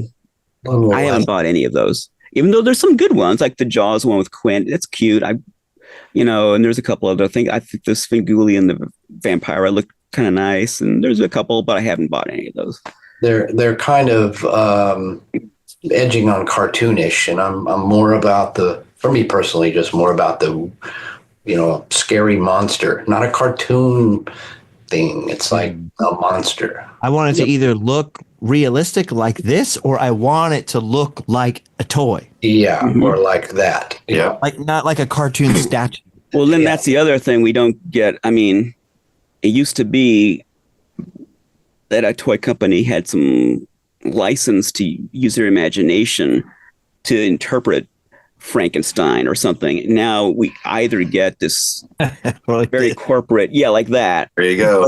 We either get this very corporate style guide. It must look just like the movie or just like our style guide, or we get the opposite, the cartoony, weird, neither here nor there. I mean, look at that. So do you like that or not like it? Oh, I love that. I love it because of what it is, because it's made for kids. It's a toy. You could find it on the shelf. I used to find these in Pick and Save, the real ones, the Sun Gold ones, and they went right along with my Ninja Turtle. So it was like, it was that style of the time, sort of. It's just like a 60s toy. It just has a certain aesthetic. It has that 90s aesthetic. I don't mind that. I mind when they do it on purpose. It's kind of weird. Well, that's the thing. So you can copy what the Karloff Frankenstein looks like on screen, and you can please someone in the marketing department at Universal Studios. But what does the Karloff Frankenstein feel like? How does it make you feel? How does it stir your imagination? What do you feel when you think about the movie? When you think about not the letter of it, but the emotion of it? I think that's what people used to put into these toys. There was an emotion there. There was spookiness or creepiness or something romantic about it that they would put into the sculpture and the card art and everything. And now it's just, you must look like. That's why I love the first wave of vintage Star Wars figures, where there was so much interpretation going on with the characters versus now they 3D scan the actor and they give you just a perfect, takes the fun out. It does. Well, before you leave that, does anyone else have anything to say about that? We've covered that. We touched on Tiki a little bit. Can we, it's out of left field, but I know we have two people here who are really into Tiki. Lyle, do you like Tiki stuff? I mean, I'm neither here nor there, I guess. Okay. I like it okay. But Rudy and Justin are Tiki goofballs. So just spend a couple of minutes. Just tell us about Tiki. What's going on with Tiki? You first. Okay. Rudy, you do it first. Oh gosh, that's another lifelong thing, that grabbed me as a kid because, we stayed at the Polynesian Village in the 70s, and that whole tropical vibe just stuck with me my whole life. And I was able to go to old Tiki restaurants and things in Chicago that were still around in the 90s, and I got to experience a lot of those places before they were gone. I've been collecting Tiki stuff just as long as I've been doing the monster thing. So it's weird because a lot of monster guys I know, it's Tiki hand in hand with the monsters. They love both. Yeah, there does seem to be like a connection. Yeah, it's weird, but it all goes back to childhood in a weird way. I wasn't drinking in Tiki bars in the 70s. I was a kid, but it just grabbed me, this whole mystique about it, the enchantment, and the design of those old places. It's kind of hard to explain unless you're really, into it, I guess. But I'm building an entire Tiki room and bar here, vintage style, the whole basement. Yes. Yeah, it's going to be crazy. So I've got a crazy collection of that stuff that I've been buying up for years. And now some of that stuff's getting pricey too. Like like everything else, catching up with the world, and, the prices are getting stupid out there. Well, Justin, what's your connection to Tiki? Well, growing up literally across the street from Disneyland, so much of that mid-century stuff was just left over, all vomited all over. Orange County was built in that time. And then going to Disneyland, the Tiki room. But then one day I had my girlfriend she was a merch girl for another band. And she goes, oh, we got to stop by their practice or whatever. Got to pick up t-shirts, something. And this band was practicing in this warehouse. And I walked in, it was all jungle decor, all Tiki stuff. And I started a lifelong friendship because this girl in this band, her dad was Leroy Schmaltz. He's one of two guys who sort of became the godfathers of Tiki. There's a book out on him now. The business was called Oceanic Arts. Yeah. Did all the Tiki stuff for all over the world, really. Every famous Tiki restaurant, every famous Tiki. It's starting in 1956. And Bob recently, the one half of the business, passed away this year, or 2024. And then Leroy passed away in 2022. So those two guys became like my heroes. And I would just go haunt this warehouse. And I never had money to buy their stuff. And this is when it was like cheap because no one cared. Oh, those guys will be around forever. And Tiki stuff was sort of cheap. They were still making it. And then as they were closing the business down, Leroy, who was the master kind of carver, was like, when are you going to start carving? You've been asking me these questions for years. So then I started Tiki carving, and sadly he passed away before I had my first sort of marketplace or show with it. But when as he was passing away and they closed the business, they had this huge Tiki auction. Yeah. Just drove the price of all Tiki stuff up to the moon. It's really crazy. On the one hand, I'm happy because he got to live to see that. He got to see all his stuff be considered art instead of just decorations. But on the other hand, I'm like, well, now I can't get my hands on this stuff that I used to sit there with while they were making it, and now it's thousands and thousands of dollars. Thousands, yeah. Heartbreaking. Well, so this will be, I think, the last round, and then we're going to wrap it up. But so on that topic, like there are things that we like that are not exactly monster horror, but they're sort of somehow culturally adjacent. Now, Lyle, I know you have a band. Why don't tell us a little bit about your band? What is this band? What's the idea behind the band? Well, the band is called Ghoul Town, and it's sort of a Western dark Western band. There's sort of no genre. It's hard for me to explain when people say, what does your band sound like? I'm like, I don't know. If you mix in horror and spaghetti westerns and old country and punk and metal and everything I've ever been into a band, that's what it would sound like. Sort of a Ghost Riders in the Sky type thing come to life. So that it relates, of course, because it seems like everything I do, and of course at some point it's like I like spooky stuff, I like monsters and spaghetti westerns and so forth. And so that all got put into Ghoultown because I'm a big fan of the Misfits. And again, that was sort of influential on me. It's like, oh, you can like this stuff. Oh, wait, you can sing about monsters? I never thought of that when I was little or whatever. So Ghoultown is my unique thing. It's like I don't want to be in a copy Misfits band or whatever. I need to create my own thing. And because I'm from Texas, the hats and the dark Western stuff, we don't sing about monsters in the way that a horror punk band would, but there's those topics and themes and sort of like over the top spaghetti Western motifs in there. So everything I've ever done is sort of has a theme of darkness. And then later on, I've been a musician. I was in bands before that. In some bands, this other band, Solitude Eternus, which is a doom metal band, we were signed to Roadrunner way back in 1990. And that band has since become even bigger. Like we're doing some reunion shows. I'm going to headline this Keep It True festival in Germany. We're the headliners. So I'm going to fly over there and play a show with Solitude Eternus, which I had before Ghoultown. But those are fun. And that was a doom band, heavy. But when was the last time you guys played together? Well, we actually did a show last February for the first time since I left the band 29 years ago. I had left the band in 1995. And so we had been asked and asked and asked, and then the offer got good enough. We thought, okay, let's get the original lineup and see if we can do this. So we did that last February, and then here comes a slew of offers. But I'm so busy because I also,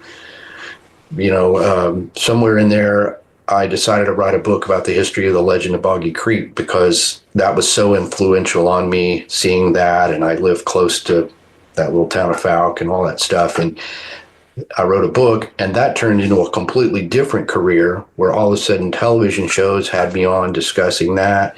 Thought, oh, this is cool, so I'm going to write more books. So then I just juggle the music and the monster stuff. I just go constantly because it's so much stuff, but I love it. And the underlying theme, I think, in there is that spooky stuff, monster stuff, and wow, this is cool because this is what I do for a living. I could never even imagine this when I was a kid, so I just try to do it all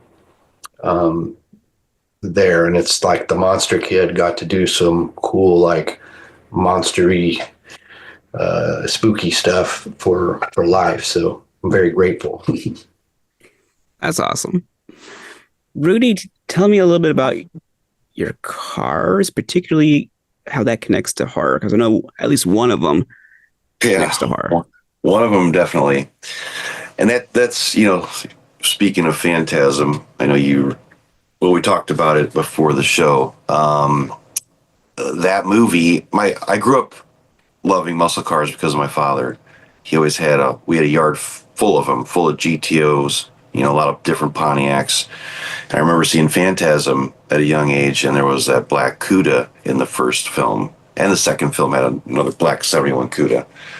And at the time, I was into horror, and I'm like, wow, this horror film has a great car.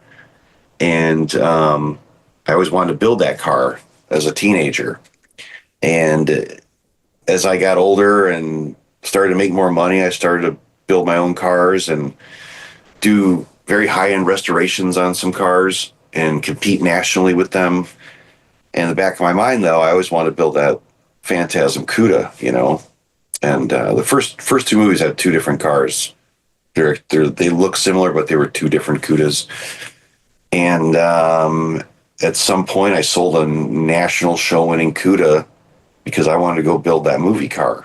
And that's what I ended up doing. I built a screen accurate version of the second film car. And I've been actually showing it with Don Coscarelli at events, and became friends with him through the whole process of building that car. And it's like all these phantasm fantasies I had as a young kid are in full force right now, you know, and Don's telling me to come out to his house in California and drive the real movie cars, and we'll take him out. And a lot of crazy things. Yeah, well, he's got the second and third car.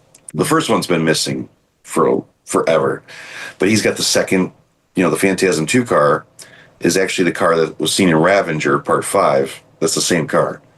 That's the old Part 2 car. He has that, and he's got the convertible from Part 3. And he's like, you got to come out, and we'll take the cars out. And I'm like, yeah, you don't have to tell me twice. I'll be there.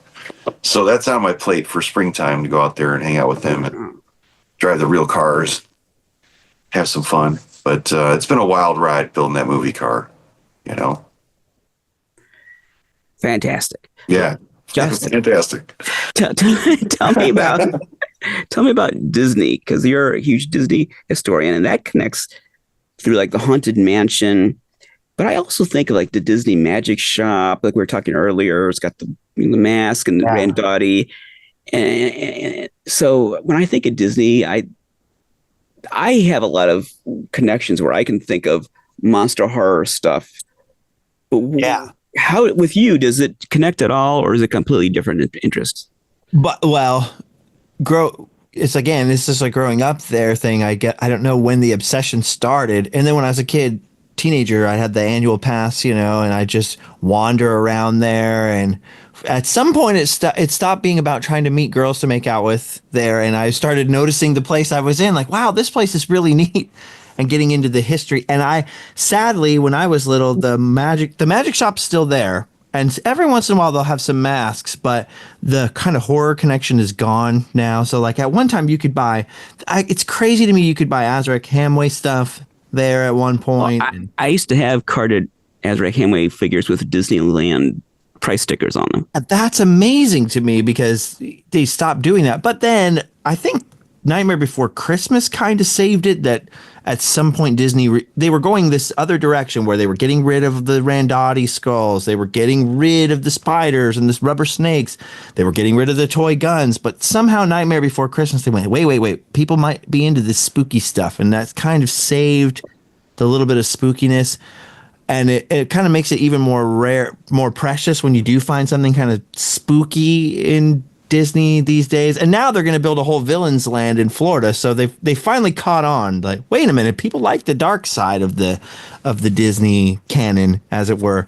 But I've got, you know, some Randotti skulls over here, and I was trying to convince some of their kids to you know, make more stuff, or I was trying to like basically buy Randotti at one point, but they cannot all agree. And I kind of feel like they might still be making that stuff. I can't get a clear answer on that. Yeah, there's like two factions in that family that don't get along. And they won't get along. It's impossible. But they're both sides are great to me. They're nice, and I would love to do a documentary or something with them, but it's been really challenging, you know.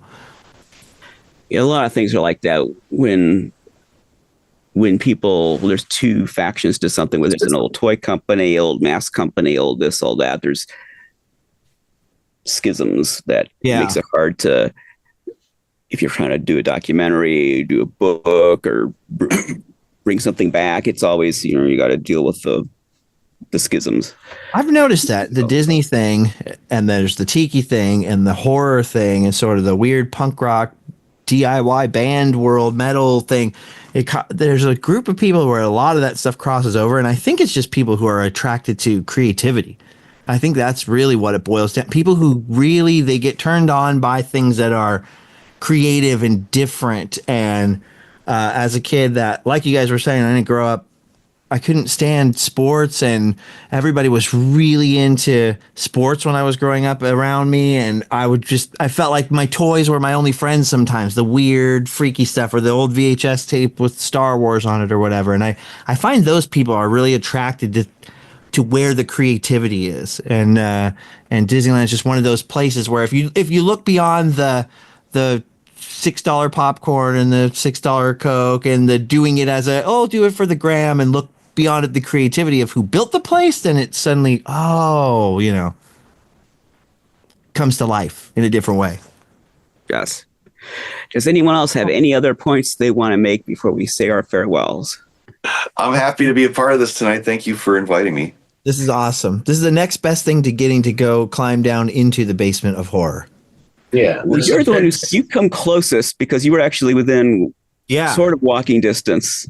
That's my dream, to get in the basement of horror.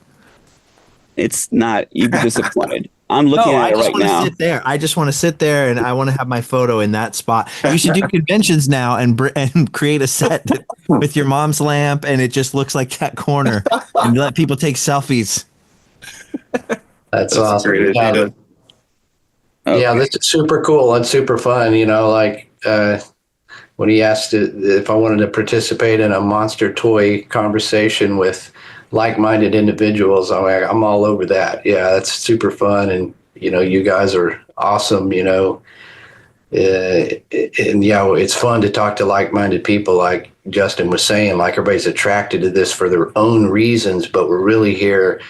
It funnels us to one place where when you meet people like this, especially when there was one day when we didn't know anybody who was into it, like you had to force your friends to be in your monster club, and they were like, oh, I guess, like now, we could have a monster club, and we're like, yeah, dude, we all love this. So that's super fun to. Before the internet, really before social media. It was, you were very lucky to have monster friends. Mostly met them maybe at a local toy show or a comic book shop or something, maybe.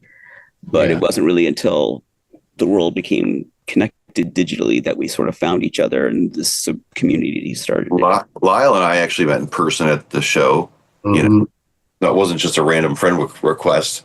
I think we were just standing there talking to some mutual friend, and became friends that way. So, and that was right when I was starting to appreciate the masks, because I had seen these pictures and what you got in your collections. And then, that was so fun. And but it's cool because eventually we cross paths, and then we're friends, and we get to do things together or communicate or celebrate our collecting fun. So that's how that works. I love it. We met the old way. That's right, man. The ancient way of the ancient ways. I hope I get to meet you guys in person. Lyle, I see your stuff everywhere because I travel around so much filming stuff that anytime there's any monster connection, there'll be a book you wrote or something there. So I didn't even know who was going to be on tonight. If Raymond asked me to do something, I'll do it. Yeah. If you're ever come to Falk, and you can film down there, and I'll show you around. And you need to do that, Justin. You need to. I'll do it this year. This year, I hope will be my Falk year. I'm an hour south of Chicago, right over the Indiana border. So if you're ever in Chicago, that's awesome. Easy to get here. Yeah, sweet. Lot to see. I've been noticing as you tilted your laptop ever so slightly, and more things get revealed. I'm going, what? Oh, you're not seeing. This is a portion of. There's a lot of masks in here. Yeah, look at that. It's crazy. Yeah, and he's got a lot more. In the next room, he's got a joke. We didn't even talk about that. Like a little joke store area. Yeah, the trick shop's amazing. Yeah, shop. If you ever let people down there with cameras, I want it on the list. You're in, man. Come on by. That's so cool. Yeah, we'll have hopefully some tiki drinks by then. Yes, I want to go to the tiki bar when it's finished. All right, well, let's call it a night then. Thank you very much. Thank you, everyone. I really appreciate you taking your Sunday evening, to talk. This was fantastic. It was a great conversation. I'm humbled that all of you agreed to do this. I really appreciate it. You're a great bunch of guys. Thank you very much. You are too, man. Thank you watching this for tuning in. And until next time, remember, the one who dies with the most toys is dead.